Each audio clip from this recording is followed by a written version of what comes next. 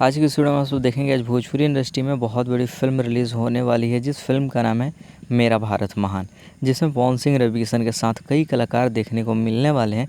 यह एक देशभक्ति फिल्म है। तो सिर्फ इस वीडियो के बनाने का मकसद सिर्फ एक ही है कि आप सबको पता चल सके कि आसपास के कौन से सिनेमाघर में इस फिल्म को रिलीज़ किया जा रहा है, कौन कौन से सिनेमाघर में इस फिल्म को रिलीज़ किया जा रहा है। पूरा फुल डिटेल्स आप सबको इस वीडियो में मिलने वाला है।